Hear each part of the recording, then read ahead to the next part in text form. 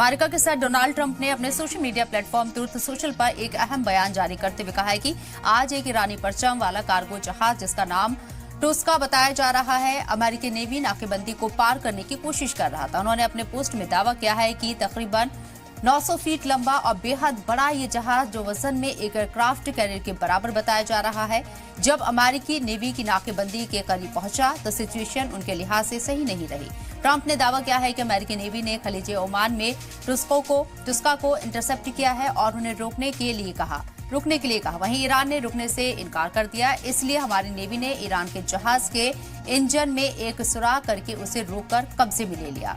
उन्होंने कहा है कि टुस्का पर यूएस ट्रेजरी के सैंक्शन लगे हुए हैं क्योंकि उसका पहले गैर कानूनी सरगर्मियों की तारीख रही है उसकी, लिहाजा जहाज अब पूरी तरह से हमारी हिरासत में है और हम ये देख रहे हैं कि उस पर क्या क्या मौजूद है। वहीं ईरान ने बोट ड्रोन से अमेरिकी नेवी पर पलटवार का दावा किया है। दूसरी तरफ ईरान अमेरिका के बीच नाकाम हुई पहले दौर की बातचीत के बाद जंग का सिफारती हल खोजने की कोशिश जारी है।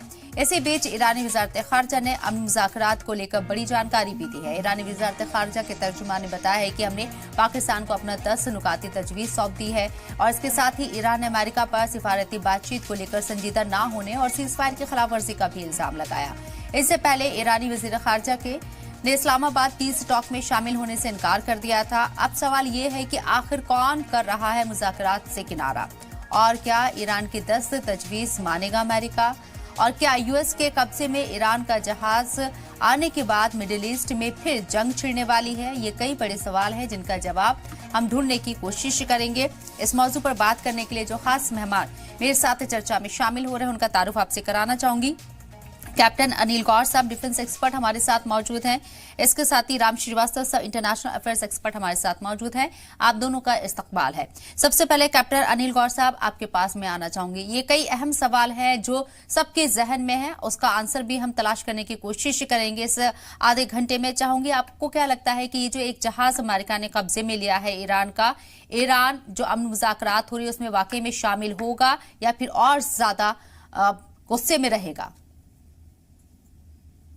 शबनम जी, ऐसा है, देखिए जो अभी ये चल रहा है यहाँ पे, ये सारी पोस्चरिंग का मामला है।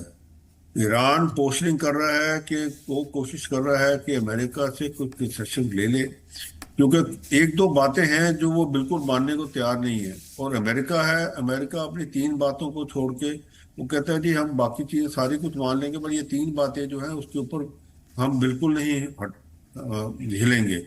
और वो सबसे बड़ी बात जो एक है उसमें है वो एनरिच यूरेनियम की। जो यूरेनियम जो है वो कहते हैं कि आप उसको जो है उसको सुरक्षित लोगों के पास रखिए।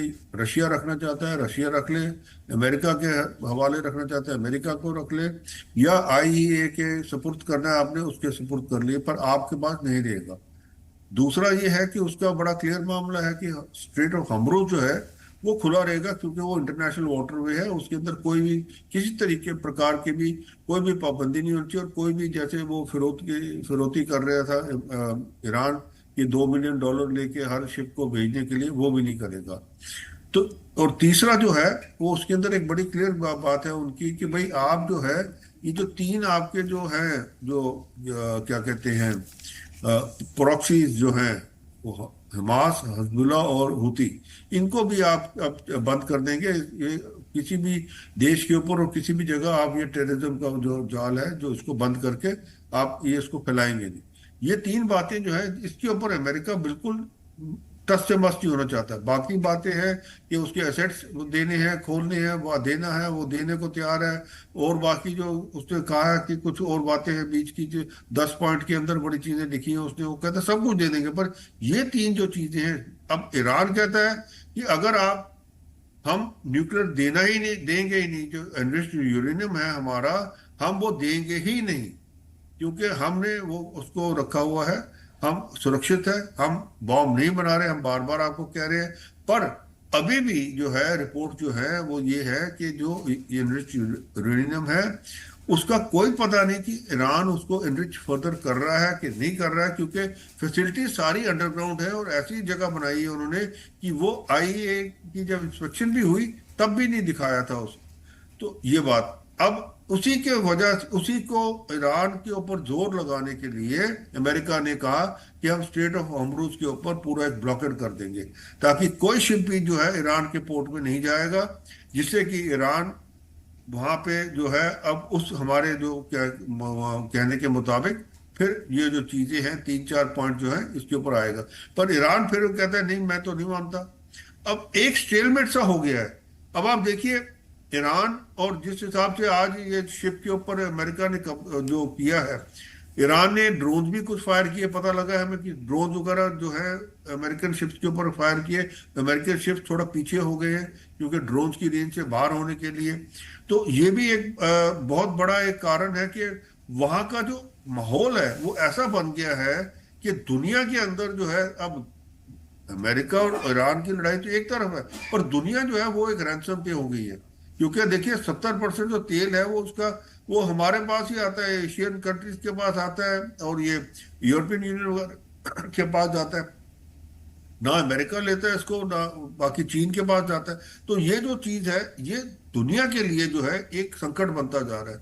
अब इसके अंदर किस तरीके से ये अमेरिका को मनाया जाए या ईरान को मनाया जाए, ये एक सवाल उठ रहा है बहुत बड़ा।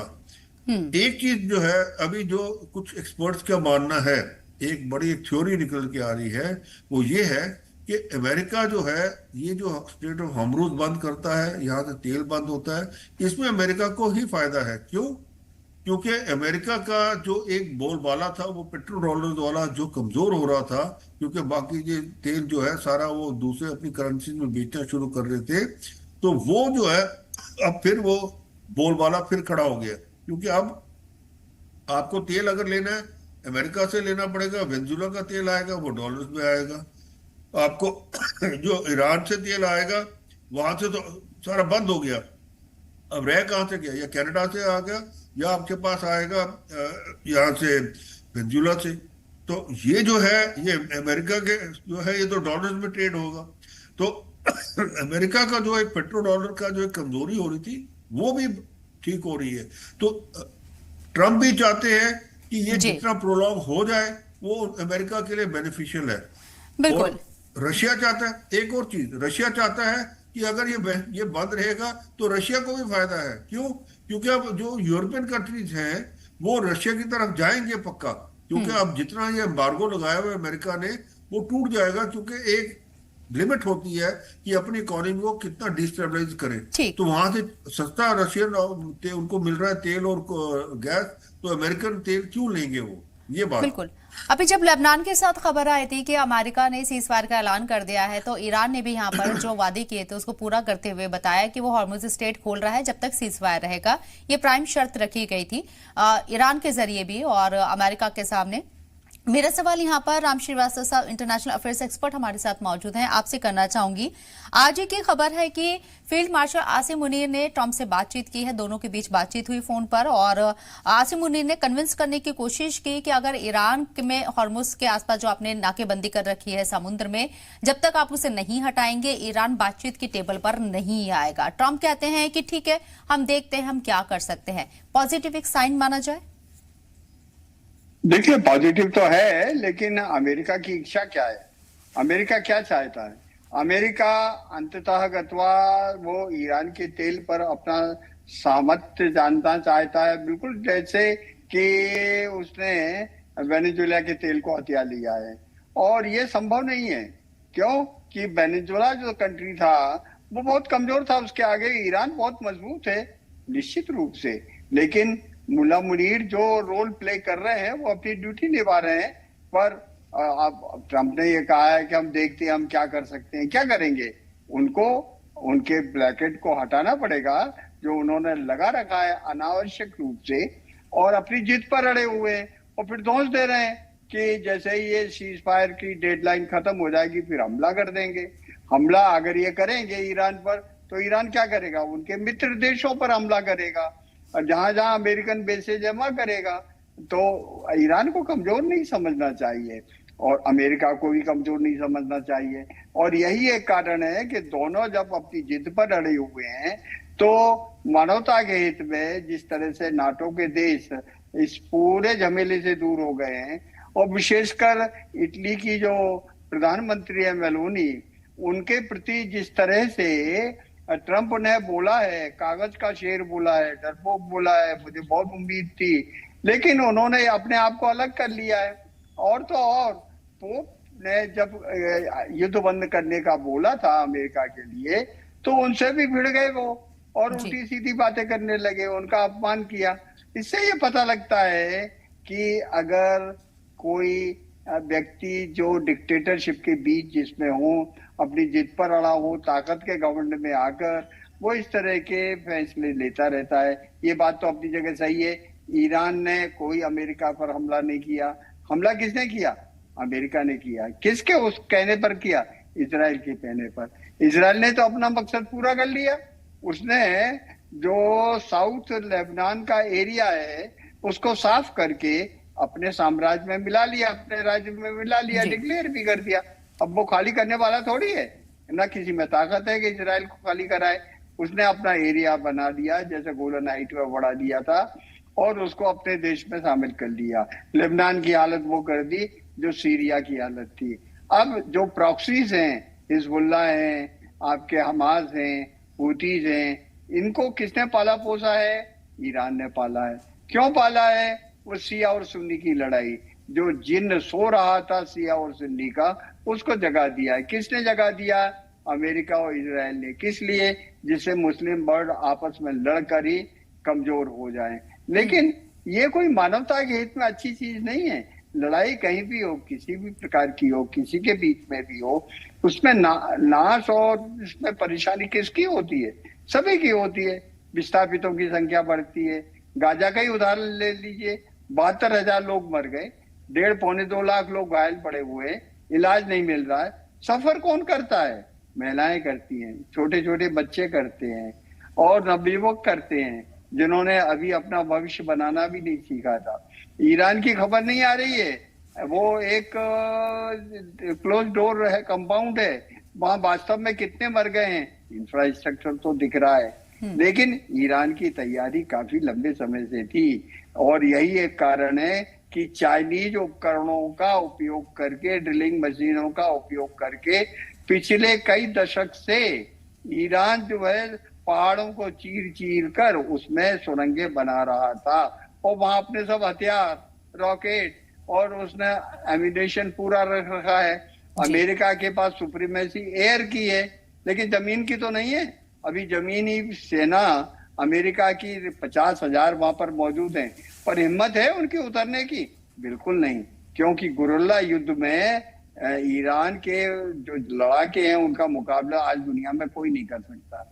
देखिए, किसी भी युद्ध में जीतने के लिए देश के प्रति प्रेम होना चाहिए, सदिच्छा होना चाहिए, लगाव होना चाहिए, और यहाँ निश्चित रूप से चाहे वो ईरान की तालिबान सरकार के विरुद्ध हो, पर जब उनको लग रहा है कि हमारे देश पर किसी ने आक्रमण किया, तो तालिबान सरकार के विरोधी भी सरकार के साथ हो गए। और यही एक कारण है कि मजबूत देश की रक्षा के लिए आज कुर्बानी देने के लिए ईरान का बच्चा तैयार हो गया है। और यही एक कारण है कि अमेरिका को बहुत सोच समझकर अब अपने कदम उठा लेना चाहिए। ईरान के क्या स्टेटमेंट से ये भी हमारे सामने है, अमेरिका के क्या स्टेटमेंट से ये भी हमारे सामने है। दूसरे दौर की बातचीत इस्लामाबाद में होने जा रही है, लेकिन ईरान उसमें शामिल नहीं होगा तब तक जब तक नाकेबंदी, समुद्री नाकेबंदी अमेरिका नहीं हटाता है। ये अहम तजवीज रखी गई है। मेरा सवाल आपसे ये है, अमेरिका एक तरफ दिखाने की कोशिश कर रहा है, जेडी वेंस की क़यादत में पूरा डेलीगेशन इस्लामाबाद पहुंच रहा है कि हम बातचीत के टेबल पर आना चाहते हैं, और अगर ईरान नहीं आता तो फिर हमले करेंगे। आपको क्या लगता है, इस पूरे जो गेम को प्लान किया गया है और या जिस तरीके से प्लॉटिंग की जा रही है, उसमें विलेन कौन है? कौन अमन मुज़ाकरात नहीं होने देना चाहता है? शबनम जी, बड़ी एक गहरी चाल है ये, मैं कहूँ आपको, अमेरिका की। देखिए, मैं आपको थोड़ा सा पीछे ले जाना चाहता हूं। अमेरिका जो है, उसका जो इकोनॉमी है वो आपको पता है दुनिया का सबसे डेटर नेशन है। $36 ट्रिलियन, अभी $37 ट्रिलियन का उसके ऊपर डेट है। हर साल उस डेट को सर्विस करने के लिए उसको $1 ट्रिलियन चाहिए। वो $1 ट्रिलियन कहां से आता है? वो $1 ट्रिलियन आता है ट्रेजरी बॉन्ड से। और दूसरा, ये जो ट्रेजरी बॉन्ड्स है, ये कौन खरीदता है? ये खरीदते हैं, जापान हो गया है, सऊदी अरेबिया हो गया है, मुस्लिम ममालिक हो गए हैं, इवन हिंदुस्तान है, और यूरोपियन नेशन जो है वो खरीदते हैं। और वो उनसे जो है, क्योंकि वो क्यों खरीदते हैं? क्योंकि तेल जो है वो पेट्रो डॉलर्स के अंदर, उसकी खरीद फरोख्त जो है वो डॉलर्स के अंदर फिक्स हुई हुई है। आप किसी भी उसके अलावा किसी चीज से नहीं खरीद सकते उसको। पर हुआ क्या है, कुछ सालों से ये जो पेट्रो डॉलर का जो सिलसिला है, ये कमजोर पड़ता जा रहा है। और कमजोर इसलिए पड़ता जा रहा है क्योंकि देशों ने डॉलर की बजाय आपस में जो है उसके, जैसे अभी ईरान चाइना से यॉन में खरीद रहा है, रशिया इंडिया के साथ रुपीज में कर रहा है, इसी तरीके से बाकी देश भी अपनी अपनी करेंसी में कर रहे हैं। जिससे हुआ क्या, नतीजा क्या हुआ? नतीजा ये हो गया कि जो ट्रेजरी बॉन्ड्स जो इशू हो रहे हैं, वो खरीदने के लिए ना जापान आगे ना कोई आगे आ रहा है, बल्कि अपने बॉन्ड्स जो है चीन वगैरह सारे बेच रहे हैं। उसके आगे होगा क्या कि अमेरिका का जो बोलबाला था एक डॉलर की वजह से, जिस हिसाब से वो चल रहा था, वो सारा कमजोर पड़ रहा था। मेरे को तो ये लगता है कि ये सारा खेल जो है, ये उस पेट्रो डॉलर को संभालने के लिए ही ट्रंप ने ये सारी चाल चली है। उसको लगता ये है, हम सबको लगता ये है कि ट्रंप बड़े बेवकूफियां कर रहा है, पर मेरे को नहीं लगता।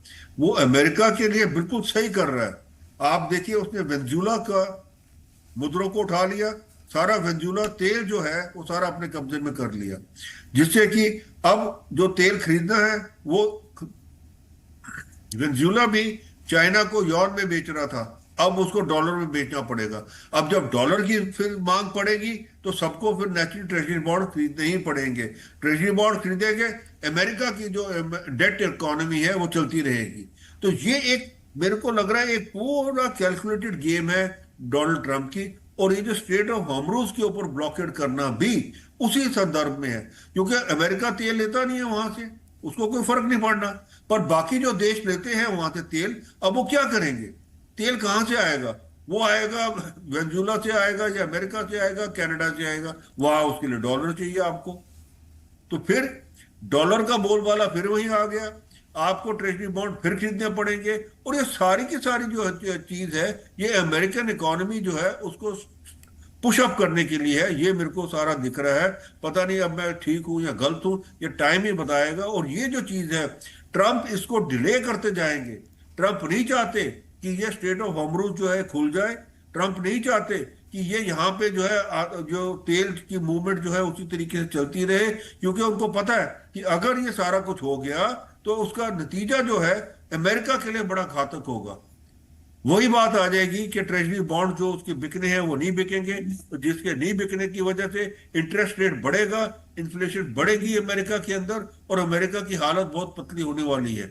इसीलिए उन्होंने ये खेल रचा हुआ है। और अभी तक मेरे को लगता नहीं है कि इसके अंदर कोई भी उसने ढील देनी है, बल्कि इसको वो कहते हैं एस्केलेट करते रहेंगे, ताकि ये और डिले होता जाए और सारी दुनिया में के अंदर एक हाहाकार हो जाए। और वो सारे फिर आए अमेरिका के पास, ठीक है जी, हम आपके डॉलर भी ले लेते हैं, ये भी ले लेते हैं, अब आप जरा हमारे को थोड़ा बख्शो।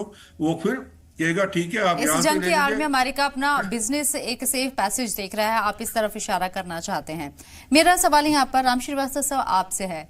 मैं आपसे समझने की कोशिश करूंगी, 40 दिन का जो वॉर हुआ और जिस तरीके से जंग छिड़ी, उसके बाद जो है सीज फायर हुआ 15 दिन का, उसकी म्याद भी बहुत जल्द खत्म हो रही है।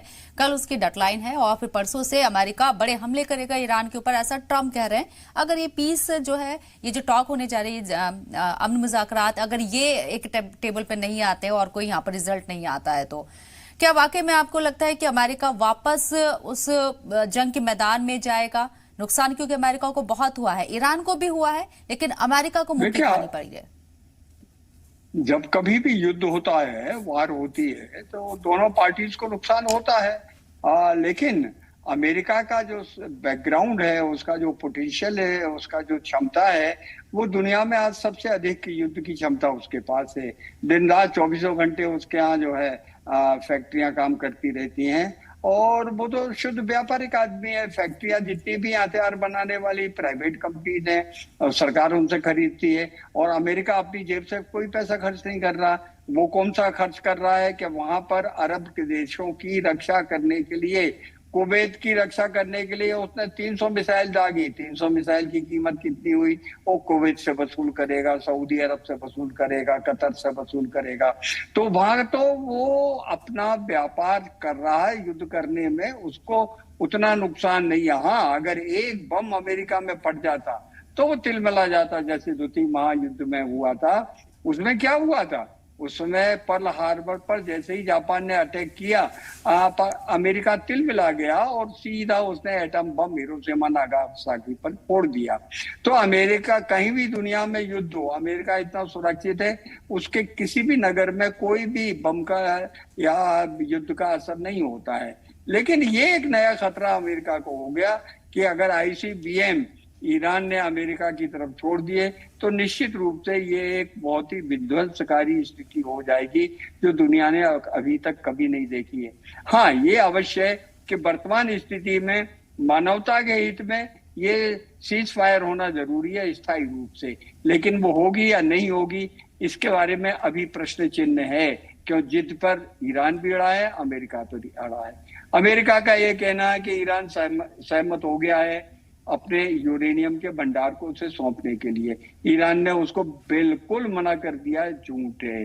अब प्रश्न ये उठता है कि ये झूठ बोलना और दावे करना कि ईरान तो हार चुका है, हमने उसकी नेवी को नष्ट कर दिया है, तो ये सब क्यों कर रहे हैं? ये साइकोलॉजिकल वारफेयर का एक हिस्सा है, क्योंकि आज की तारीख में पूरी इंटरनेट की सेवा 42 दिन से ईरान में बंद है। तो आम जनता को जो ये कहना चाहते हैं वही जा रहा है, सरकार जो कुछ कहना चाहती है वो नहीं आ रहा।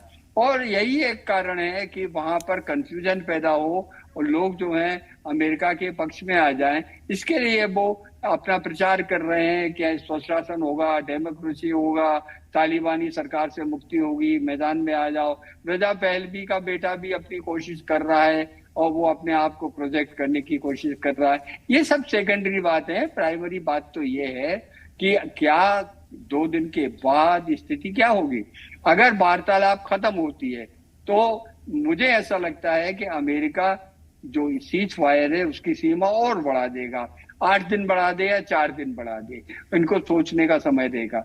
लेकिन ये सोचने वाले नहीं है, ये तो अड़े हुए हैं। ऐसी स्थिति में अगर युद्ध दोबारा होता है तो मुझे जो चिंता है, जो कि सोशल मीडिया में खबरें चल रही हैं, सुरसुरी चल रही है, हालांकि वो गलत भी हो सकती हैं। लोगों का ये कहना है कि नैनो चिप्स करके ऐसे मोसाद के पास हैं जिनको हाथ से रगड़कर किसी के कपड़े पे चिपकाया जा सकता है। और मुल्ला मुनीर जो मिले हैं आपके ईरान के सभी नेताओं से गले मिले हैं, लेकिन उनका बायां हाथ कपड़ों पर रगड़ा गया है, वीडियो में देखा जा सकता है।